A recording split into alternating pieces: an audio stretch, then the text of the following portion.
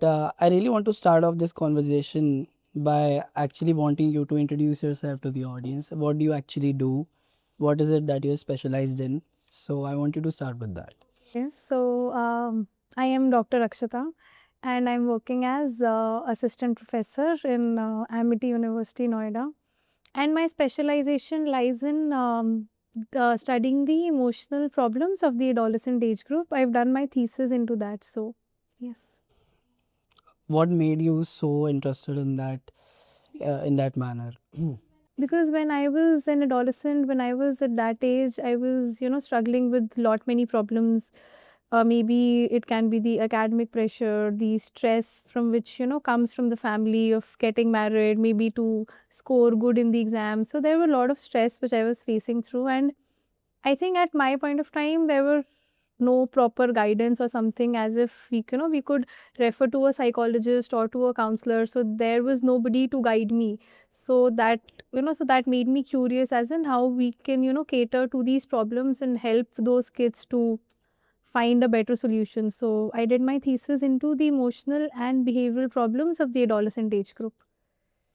So like you mentioned that they at that time there were like कोई ऐसे psychologist नहीं था, कोई psychiatrist नहीं था. You had no one like a higher authority to consult. So why do you think? So you must have had thought at that time कि यार therapy जाऊँ, काश मैं therapy शायद ले पाती to seek help. And I want to ask you, why do you think any individual needs therapy? Okay, so starting from the basics, what is therapy? Therapy is basically a professional conversation, a safe space where you can share what you are going through. Something, if you are going something in the life, maybe any mental issue, struggle, so you need somebody who can hear to your problems. So at my point of time, probably I think there would be a stigma attached if you want to go to a therapist or if you need a therapy. If I'm talking 10 years back the lane, so I don't think therapy was very common and going to a psychologist was very common. But in nowadays, in today's time, I can see therapy is very common. People can freely approach to a psychologist or to a counselor or to seek any kind of professional guidance or help they want. And I think therapy is a beautiful thing if you are actually struggling through something. Therapy is not always if you are going through any mental challenge. Maybe if I'm sad or angry all the time, then also I can need a therapy to maybe find a gateway as in how I can feel happy in my life. So therapy can be can be a benefit to anybody who is just struggling in their life. So yeah. So like you mentioned that to basically vent out for the other person to hear you. Yes, Like I think because yes. but then how a friend is different from a psychologist or psychiatrist? Friend can't guide you professionally. Maybe a friend can, maybe at times a friend can give you lame advices or something which cannot benefit you. But I think talking to a professional counselor or a psychologist can actually help you heal through your problems. Maybe a professional person can guide you better as in how you can navigate through the solutions. Talking to just a friend and maybe getting advice, maybe if you are into depression and getting just an advice of going to a walk or maybe doing meditation, but talking to a actually trained therapist can actually give you some insights as in how to deal with the situation efficiently. So yes. I mean, what I think about all of this कि दोस्त या psychologist का ये जो पूरा debate है, because I have experienced it a lot, and like many of my friends or whatever people have met, they're like कि जब दोस्त है कोई तो क्या point है psychologist का? But I think, and I know you can correct me if I'm wrong, that I think that a friend can also criticize you at times, which would not come out very, I would say, fancy to you. It would come out as very, the person is trying to show destructive criticism. I think a friend can be judgmental at times, which a therapist cannot be. A friend at times can, breach your confidentiality, which a therapist cannot. I think this is the basic rule of psychology that you have to respect the confidentiality. So I think talking to a friend and talking to a therapist, there's a big difference. A therapist will respect your confidentiality. A therapist will give you the actual, interventions which you can work upon. A therapist will always be non-judgmental. A therapist will try to create a safe space. So When it comes to going for help, seeking for help, what does an individual do? Like, go to, should they go to a psychiatrist? Should they go to a psychologist? Who should they actually go to? Because just say, like recently, one of my friends just contacted me and said that I need help. I feel like I need help. And a thought came to my mind before giving him a psychologist number, that I think I should give him a psychiatrist number, right? So I mean, I've seen this a lot, and we have also studied in our field that, one should always first go to a psychiatrist. So because then the psychiatrist would suggest, either you need therapy or you need medication, or is it the both that you need? I think it works the other way around. It depends upon the severity of the problem. As if I'm going through mild depression, maybe I need a psychologist or a counselor. But if I'm undergoing a serious mental illness or a serious issue, I think I might need a psychiatrist. A psychiatrist can only, give you medicines. A psychiatrist can put you on medications, and psychologist can, treat you through counselings and through interventions and maybe through talking and everything. So if you are under maybe, if you're not going through maybe some severe issues in life, then you can refer always to a psychologist. But if you are going, something through major in the life, then you have to be on the medications. So, like you mentioned, intervention. So, I want you to explain, kind of simplify the word intervention. What does it actually mean when you talk about psychological interventions? Okay, so let's maybe put it into simpler words. For example, if I get hurt, and maybe if I have a wound on my body, so if I have to go to a doctor, so doctor can give me medicines, doctor puts, Savlon or Dettol on my wound or the cut. So that is an intervention. Basically means any sort of help which I am providing. Maybe it can be through sort of medicines, or maybe through talking. So psychological interventions, maybe it can be all the counselings and all the therapy, maybe the way you talk to a person. So interventions are basically the measures which you take to, ease out the problems. That can be anything. That can be in the form of activities, or in the form of counseling, or that can be in the form of medications. Anything which you can do to, lower down the problem. So the remedial measures which you follow to. So, how does a rapport is formed, and what does rapport actually mean? Okay, so rapport formation, I think, is creating a safe space between the client and a psychologist. In psychology, we don't use the word patient. So, creating a comfortable environment between the client and a therapist or a psychologist, so that you can, freely share your problems. If the space is non-judgmental, and if the environment is very clumsy, noisy, and if you are not comfortable in that environment, so I don't think you are not able, I don't think you can share your problems, or maybe any kind of distress which you are going through. So rapport is basically creating a safe space between the two people, so that the client can open up freely. So, how can a client can open up, who is someone who comes from a very, so to say, very closed off mindset, and is not very outspoken about their feelings, maybe cannot articulate their feelings into words, because this is also something which is very common, especially what I have seen maybe in men, because they can't articulate their feelings sometimes, and they stammer, or even if they're arguing, maybe they're having any conflict, they start to stammer, or they like just cannot frame it into words. So how can you actually first, what is the process of rapport? I think that's the question here. What is actually the process of it? How can you actually make someone very comfortable, especially if that individual is someone who is very closed off as a person, emotionally closed off? Okay, so I think the first step which follows is you have to ensure that this whole thing will be maybe non-judgmental, and you are not taking out this conversation to anybody else. This will remain only between the two people. Because if I have experienced this, maybe when I was with the psychologist, and I was into the practice with somebody, so there, the kids used to come and they always used to complain कि please आप हमारी problems हमारे papa mummy को मत बताना. So I think you have to ensure that this thing will remain only between us two, like only between these two people. So that creates a good rapport, and you always have to be non-judgmental. You have to be uh, empathetic. You have to give a free space to the other person so that the person can share the things. I don't think you should interrupt in between. There's a very famous psychologist, Freud, I think all must have heard about. So Freud used a technique, I think, that is called free association, in which he mentions that you have to, ensure the client, whatever comes to his or her mind, just allow the person to speak freely without interrupting in between. So I think that works the best.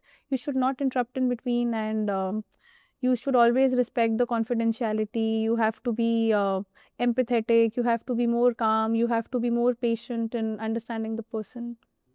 And you should always, start talking with a smile and address all the issues with positivity and everything. So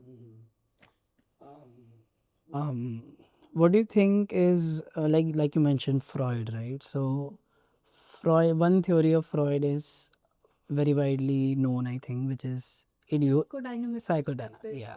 Yes. Correct. So the id ego superego basically talks about the id is basically the impulsive side of the pleasure principle, and the ego stays in neutral. It's in between, and the superego is like a good boy, a very moral person, right? But then, what is the difference between self-esteem and ego? How are these two? Because these are the two terms which people very much use, either in conflicts, in relationships. Someone would characterize other people in that way. He's very egoistic, she's very egoistic, they have a very egoistic personality. But at the same time, ego is also significant to an individual. It is important to have some kind of ego in, because, so what is basically the difference? completely right. A person should hold a good amount of ego. I think ego is necessary if it's in a positive sense. You cannot use your ego, to maybe to harm somebody, or maybe in a negative sense. If I think you are using it in a positive sense, that can be linked with a good self-esteem also. I think self-esteem here can be the the confidence which you carry yourself, and how efficiently, or how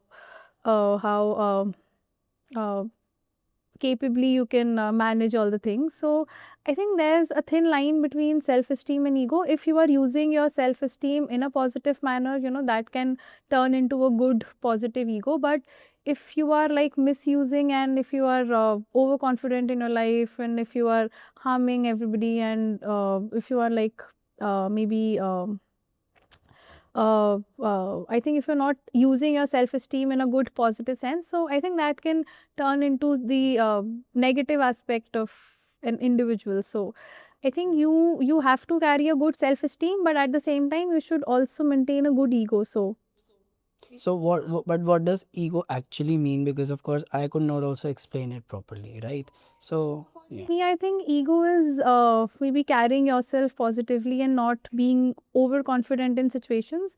I think many people behave as if they are very overconfident, and so I think ego can be linked to maybe overconfidence. And I think if you are able to carry yourself in a good manner, so that can be a good positive side of an individual, and that I think that can be linked to a good ego as well. So yes. I want to ask you, have you ever seen a patient who, or seen a person who's been in depression, or have you yourself suffered depression, or anyone you know? I'm asking. I have worked under a relationship psychologist for a very good period of time, but I have not experienced as in the patients with severe depression. I have just observed mild depression. So what have you learned? What is actually depression? Because in the general sense, like in the like what people usually think it is, that when a person, of course, is just upset and for a significant period of time. Because in psychology also we define depression as in the perceived, as in the persistent loss of interest, not finding meaning in anything in the life you do, not having the enough amount of energy, not sleeping on time, not eating the good food, losing interest in every task you do. So I think what we usually define depression in the common language is what also we study in psychology. So depression is that only. Depression is that. Yes. Anything in your life. So how does a person actually get over, or can be like, वो अपने ऊपर कैसे can get out of depression? Because see, I know that there are many factors. I have known some therapies which can help, but according to me, I think the best treatment of depression can be talking to somebody, which I think that actually helps. Because when I was into depression, I used to talk to my grandfather. I think grandparents, I think grandparents has some magical energy, so connecting to them is like magical. So for me, talking to my grandfather worked. Maybe doing paintings worked, because I love doing creative things in life when I was very out of that thing. So for me, talking to my grandfather worked, my paintings worked, going on a shopping worked, watching some movies worked, which I was happy. Maybe cooking the dishes which I liked worked. So I think it's beyond therapies, it's beyond interventions, it's above the medications. I think finding interest in life, the things which actually interest you, can work in this scenario of depression. You should always do the things which which give joy for you. So that works good for depression. Can we say that people who have gone into depression, some people just say कि भाई घर से बाहर निकलो, like just don't. That works beautifully. Yeah, so like you go out, you meet people, you talk to people, you build social relationships, right? I think in that moment it distracts your mind. You have to condition your mind. You have to go out of the home, maybe wear some new clothes, get ready, go out to party, and I think that works. That works. But where is this problem coming from? This problem of really not being interested in anything suddenly, like where The amount of stress and pressure we have in today's time, the competition which we are going through. Maybe I am working in Amity, the academic stress, the academic pressure I have, like I have to compete with 50 faculties on the daily basis. I have to publish this much amount of maybe uh,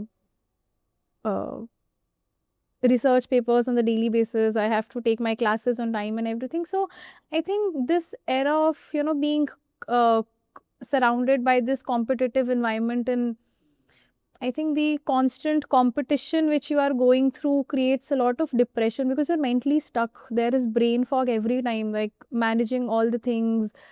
I think this thing of doing best in life can be this major factor. correct. So do you think insecurities are a contributory factor to depression? Like because of, see, what happens is that insecurities, yeah, but I mean and where are these insecurities actually coming from? Like in what I understand about it is that it probably comes from in your environment, your social environment, your home environment, the people you are growing up, your parents maybe are saying something. These are, I think, are the root cause of insecurities of any individual. But how can you overcome from these insecurities? Because I feel like a person can never be always secure. Like, because some insecurities motivate you. Some insecurities is correlated somewhat with motivation. That okay, I have this insecurity, but I'm gonna work. Maybe agree on this point. I think 50%. Yes, I think some insecurities motivate you to do, something good in life. But yes, I think insecurities can be a contributing factor to depression also.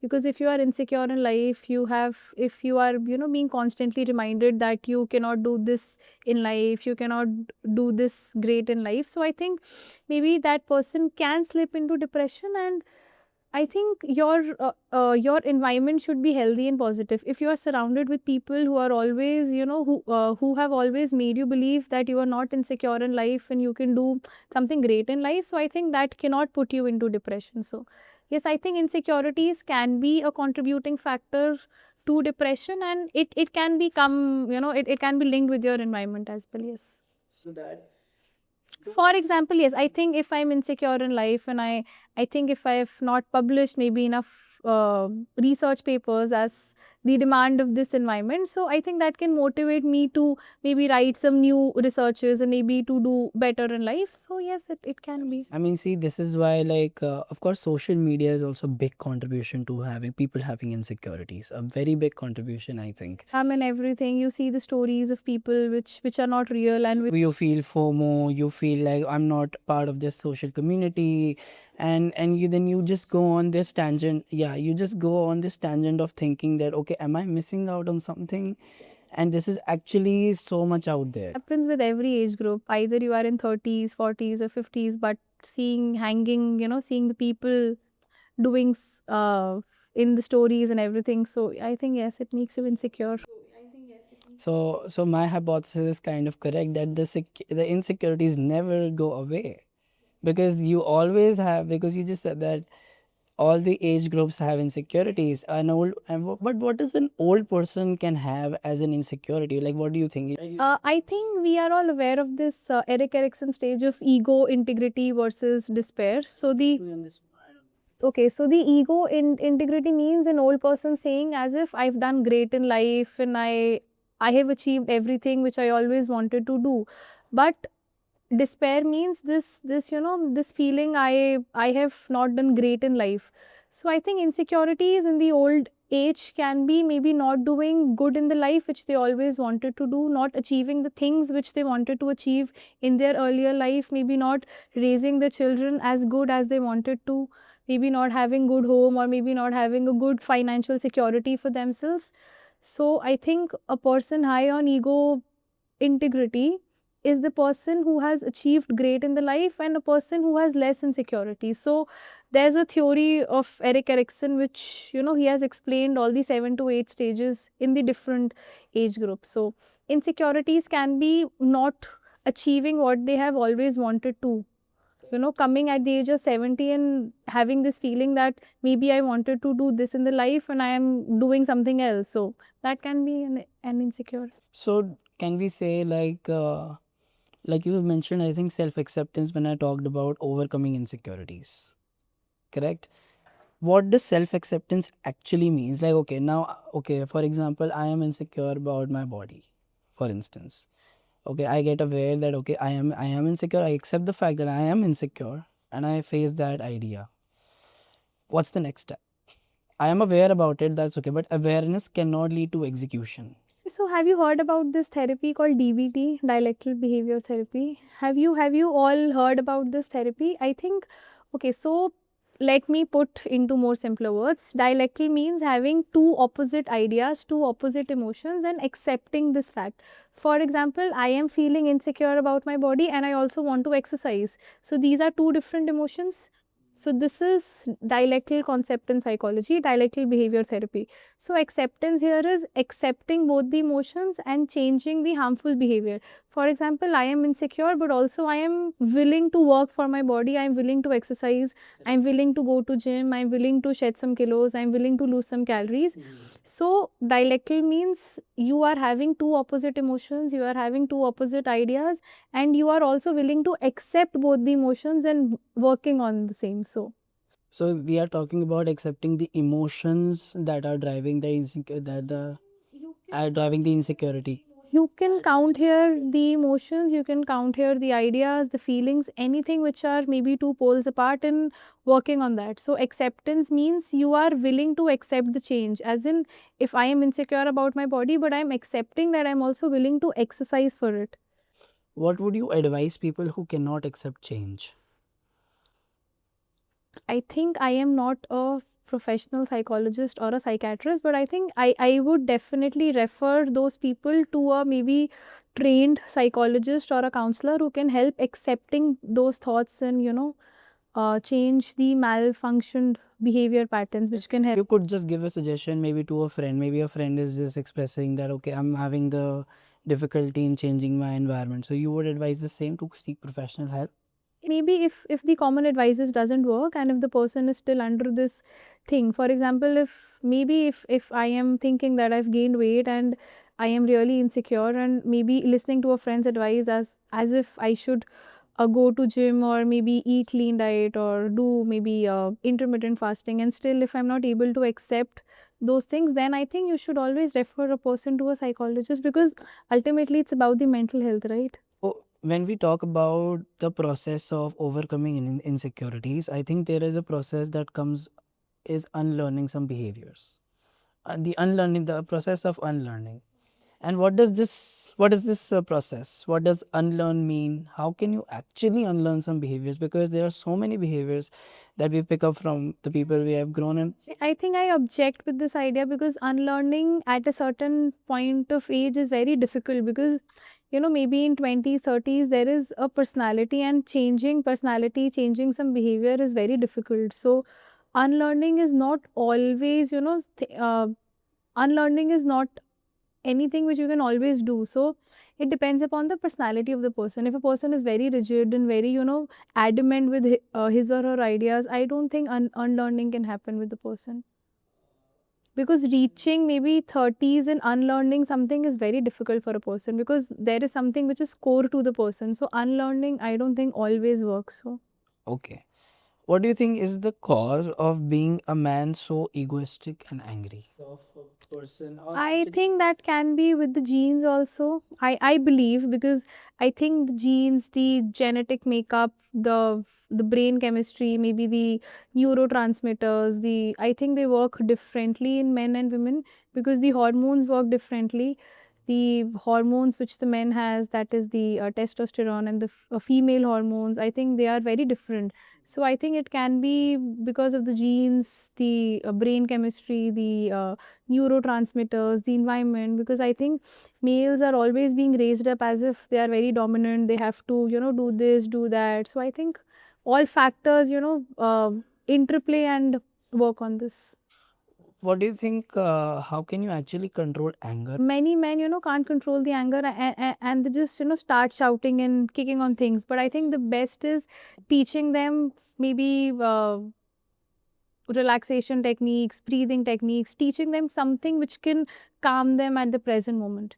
I think the best works is, there is a thing called distress tolerance. It basically teaches you, how you can manage your anger and the emotion at this present situation without responding, maybe without responding quickly to that thing. So I think you have to, teach them how you can understand your emotions and how you can manage your emotions. So you can teach them emotional regulation, you can teach them distress tolerance. I think the most important thing you can teach them is to be aware of your emotions. I think mindfulness comes into this picture. You have to make them aware that what emotions are you going through at the present moment. So you have to teach them, you have to make them understand their emotions, and you have to teach them how you can regulate their emotions. So basically, I think you have to teach them how to not react quickly and immediately in the situation. I think you have to teach them, take a pause, be aware what are the things and what are the scenarios, and then react. I think, Experiencing. yes, I think we should always teach them mindfulness, as if how you can become aware with your emotions at the present moment, and then how you can react. Because always reacting quickly and then shouting and then maybe some एकदम तोड़ देना चीज़ों को, I think that destroys the whole thing. So you have to make them aware about the emotions and then teach them how you can react, Correct. appropriately later in life. The way a person expresses their anger, what are the factors that contribute to the expression of anger? As in, a person who is expressing anger, उसका जो तरीका होगा, it can be they learned it from their parents. I think the environment. So you believe that? Yes, because for example, if I come from a family, अगर मेरे parents ही बार बार लड़ रहे हैं, if the parents are very, dominating in nature, so I can adapt that, thing in me and maybe getting angry all the time. But if maybe I come from an environment which is very calm, which is very friendly, supportive, the environment which has taught me patience, so I think I am, I am being able to manage my anger maybe in a better manner. So I think environment always comes into play. I think your interpersonal relationships with the people also matter. So What are the symptoms of trauma, what are the symptoms of a person who is having a traumatic experience? I think वो ही हो सकता है सब, loss of interest and not finding interest in life. So does that mean that if the symptoms are a bit related to the other disorders, so there can be misdiagnosis and confusion, don't you think so? ये हो सकता है, I think so. It is always better that you go to a psychologist who has a good years of experience, maybe 10 to 12, because usually the tests are very overlapping, the scores are very similar, so a person can be misdiagnosed. So yes. Correct. Coming to misdiagnosis, so I know someone who has bipolar, right? Okay. And they have had, and the history is pretty complex. So they have when she was like 16 or about 17, she, of course, she had no idea what she is going through. She went into university. She got diagnosed. She did not got diagnosed. I think it was depression and not bipolar at first. It was depression, what she was got diagnosed as. And then she told me that there is a big misdiagnosis when it comes to bipolar, because bipolar has phases. So I want you to explain on what do you think, what is bipolar firstly, and the second thing is I want you to tell that what is the cause of the misdiagnosis. I think cause can be if a person is not trained enough to do psychological testing, and if a person do not have a good amount of experience, so that can be the cause of misdiagnosis. If a person has just started with the clinical practice or just completed MPhil, do not have relevant amount of exposure, so that can be the cause of misdiagnosis. And bipolar, I think, is self-explanatory. Bi means two opposite poles. So there is a phase called hypomania, which is basically your elevated high mood, and there is a thing called depression. So you basically undergo between two phases of life. At some point of time, you're very high on energy, you're very high on the mood, you want to do things which are high on the energy, and the other aspect is depression, which is very low mood, low energy, loss of interest. So it basically fluctuates between the two poles, hypomania and the depression. So many of like in my life I've seen my peers, my friends, people I've grown up with, as some people really wanted to seek therapy but they could not because of money, because of taboo, stigma. They wanted to hide it from their parents. And why is therapy firstly so expensive? And do you think it is even expensive or not? It's expensive because it requires a lot of expertise, a lot of experience, a lot of your knowledge, because understanding a person emotionally is not easy. It's not just taking physical help as if you just visit to a doctor, it writes a PCM or anything. I think understanding a person at an emotional level, at a mental level, is very difficult. So I think therapy should be expensive because it requires a lot of expertise, a lot of your experience, your knowledge, all your 8-9 years. So I think it's not just writing some medicines and okay, for example, if a person is suffering with a serious mental disorder, I cannot just write some medicine and expect the person to be fine or okay on the next day. So I think understanding the person at the root level, counseling, doing some therapies and interventions, so I think it requires a lot of effort, right?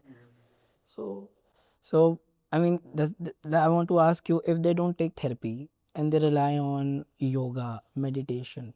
Well, I think it can work on the basic level, but if you want to actually cure a person, so I don't think it can. But for example, if it's just some non-serious anger issues or some just common problems in life, maybe getting sad or maybe shouting on things. So I think for that, yoga, meditation can work just to calm yourself in tough times or situations. But if you're actually undergoing something serious in life, I think for that, yoga and meditation cannot work. Have you seen people who have done meditation and yoga and it actually helped them? It can actually help them to calm their mind, to find a balance in their life, to take decisions appropriately in their life. But for example, if I am into maybe severe anxiety or depression, for me yoga and meditation cannot work. But if I am facing some issues on the very surface level, for that I can think yoga and meditation can work. Yoga can work to be make you in good shape, to make you stay always fit. For that, yoga can work. one thing that comes in my curiosity is that in some hospitals, a psychiatry department is still not there. And it is pretty upsetting that it is not, because especially after COVID, so many things changed. Like, I think you should write to the Prime Minister of the country for that. Maybe because it's still the stigma and the taboo that is attached. The people are, still not willing to go to a therapy or a counselor. So I think it's really bad being in the psychology field. It's bad and it's upsetting. So I think we should all work together so that we can have many psychiatrists or psychological wards in every hospital so that people can reach out in more number. Yes. correct.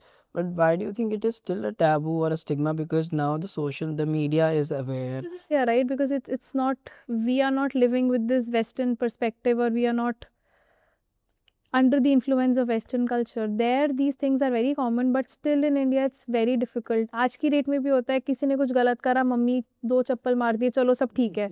So I think still in India it's very difficult to convince somebody. अगर आपको कोई problem है कि आप किसी therapist के पास जाओ और थेरेपी सीख करो. Still in India it works. किसी ने दो थप्पड़ मारे, दो चप्पल मारी, सब ठीक है. Because it is still a taboo, right? We are still not confident in our views and thoughts sharing to somebody. Oh yes, I visited to a psychologist today. हम अपनी फ्रेंड से सारे बातें मतलब सब कुछ बात कर सकते हैं, but we cannot share this freely, this thought.